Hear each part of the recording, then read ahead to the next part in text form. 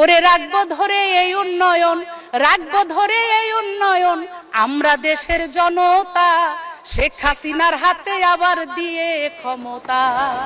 বিএনপির মহাসচিব মির্জা ফখরুল সাহেব বলেন গণতান্ত্রিক প্রতিষ্ঠান ধ্বংসের কথা উনি উনার মুখে বলেন। আমি বলতে চাই মাননীয় স্পিকার, বর্তমান সরকার গণতান্ত্রিক প্রতিষ্ঠানকে ধ্বংস নয়, বরং জননেত্রী শেখ হাসিনার আন্তরিক প্রচেষ্টায় রাষ্ট্র কাঠামো শক্তিশালী ও গণতান্ত্রিক প্রতিষ্ঠানগুলো সুদৃঢ় ভিত্তির উপর দাঁড়িয়েছে। নির্বাচন কমিশন গঠন আইন, রাষ্ট্রপতি নির্বাচন আইন সহ বহুমাত্রিক পদক্ষেপ বাস্তবায়ন করা হয়েছে। বিএনপি ক্ষমতাকে কুক্ষিগত করতে প্রহসনের হানা ভোটের আয়োজন করেছিল, ষড়যন্ত্রের মাধ্যমে তারা ক্ষমতা দখল করেছিল, ভোটারবিহীন নির্বাচন করেছিল, 1,23,00,000 ভুয়া ভোটার তারা বানিয়েছিল এবং অগ্নি সন্ত্রাস করে এ দেশের হাজারো হাজার মানুষকে তারা পুড়িয়ে মেরেছে। আজকে সেগুলো কিন্তু মানুষ ভুলে যায় নাই মাননীয় স্পিকার।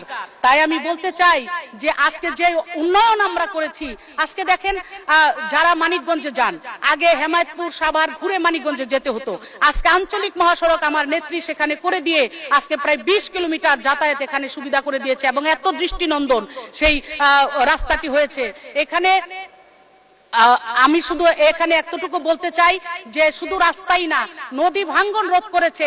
আজকে হরিরামপুরবাসীকে নদীতে ভেঙ্গে কোনো বাড়ি ঘর কোনো কিছু থাকতো না, আজকে সমস্ত কিছু মাননীয় প্রধানমন্ত্রীর জন্য আমার এলাকায় হয়েছে। কি দেওয়া বাকি আছে? আমরা শতভাগ বিদ্যুতায়ন করেছি, রাস্তাঘাট করেছি এবং গত সপ্তাহেও আমার অঞ্চলে আমাদের স্থানীয় সরকার মন্ত্রণালয়ের মাধ্যমে এবং আমাদের প্রধান প্রকৌশলী মহোদয় প্রায় 200 কোটি টাকার প্রজেক্ট আমার অঞ্চলে এই গত সপ্তাহে সেটা অনুমোদন দিয়েছে মাননীয় স্পিকার। সেখানে অসংখ্য নতুন রাস্তা রয়েছে এবং সেখানে মেইনটেনেন্স রয়েছে, সেখানে আপনার ব্রিজ রয়েছে, অসংখ্য কাজ আমরা করেছি। কি কাজ আর ওনারা ক্ষমতা এসে করবে? কি কাজ আমাদের বাকি আছে?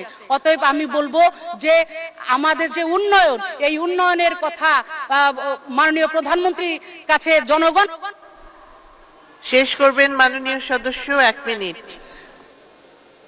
সাধারণ মানুষ এখন একটা কথাই বলে, ওরে রাখবো ধরে এই উন্নয়ন, রাখবো ধরে এই উন্নয়ন, আমরা দেশের জনতা শেখ হাসিনার হাতে আবার দিয়ে ক্ষমতা।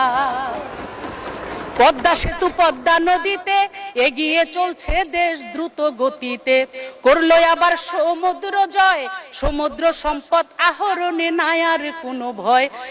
এই যে বয়স্ক ভাতা, বিধবা ভাতা, স্বামী পরিত্যক্তা ভাতা, মাতৃকালীন ভাতা, প্রতিবন্ধী ভাতা, মুক্তিযোদ্ধা ভাতা, আজকে উপকার পাইতেছে কত মাতা পিতা।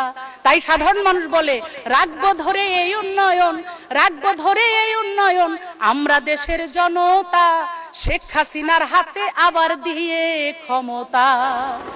যতই অপপ্রচার করো কাজ হবে না, শেখ হাসিনা এগিয়ে চলছে। এই 1 মিনিট।